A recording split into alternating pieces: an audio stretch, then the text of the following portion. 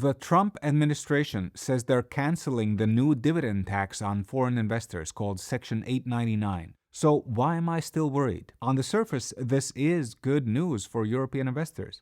But given my 18 years of investment experience, both working on Wall Street in America and running a European investment company, I see one major risk in this situation that nobody's talking about. Okay, but first, what happened? Well, on May 22nd, the U.S. House of Representatives passed the One Big Beautiful Tax Bill, and this included a radical new dividend tax on foreign investors from certain countries. This new tax hasn't yet been approved by the U.S. Senate, but basically, Trump wanted to punish countries which impose taxes on American companies, which Trump considers unfair. Specifically, he doesn't like the undertaxed profits rule, which has been approved by most European countries. So what that means is, if you, as somebody living in Europe, would invest in American companies and those American companies would pay you dividends, under this new tax rule that Trump was pushing forward, you would get taxed more than before.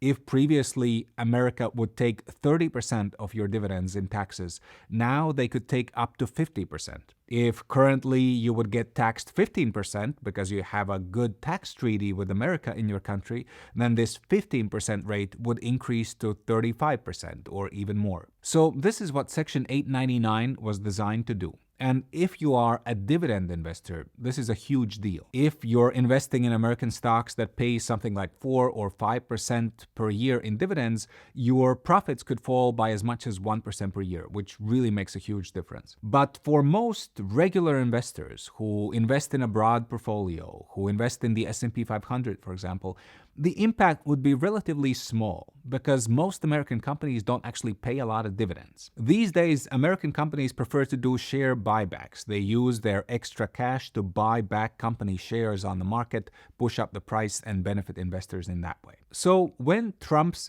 Treasury Secretary, Scott Bessent, announced that Section 899, and with it the new tax, should be removed, at least on the surface level, this is clearly good news for European investors, even if the direct impact is pretty small for most ETF or index investors. So where's the problem? Well, when Donald Trump does something, you should always ask not just what did he do, but also why did he do this? In this particular case, Secretary Bessent says that Section 899 is being removed because America has successfully negotiated a tax deal with G7 countries.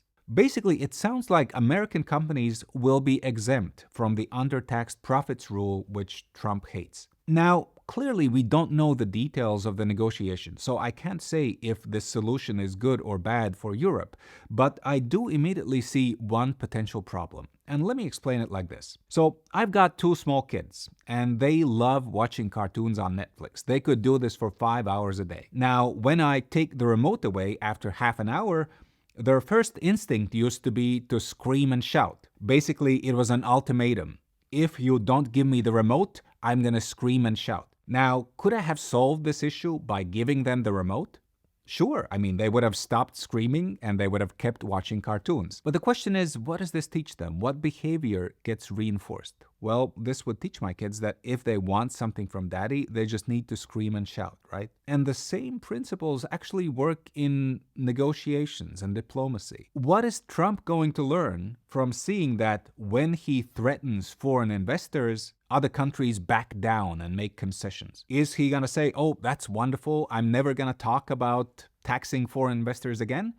Or is he going to conclude that this is a useful stick because it gets results? We don't even have to guess about this. We can just look at the way Trump operates. In early April, he announced massive tariffs on countries around the world. And a lot of countries rushed to negotiate special deals with America. And Trump concluded, well, this is a wonderful tool to use. So now every time that he wants something, he starts talking about tariffs. Just yesterday, after this NATO meeting where Spain said we're not going to spend 5% of our budget on defense, Trump said, oh, then I'm just going to put tariffs on you. Okay, so if he's doing this with tariffs, there's a significant chance he will do the same thing with taxes. This time it was higher taxes on dividends. Next time it could be taxes on capital gains or some kind of capital controls.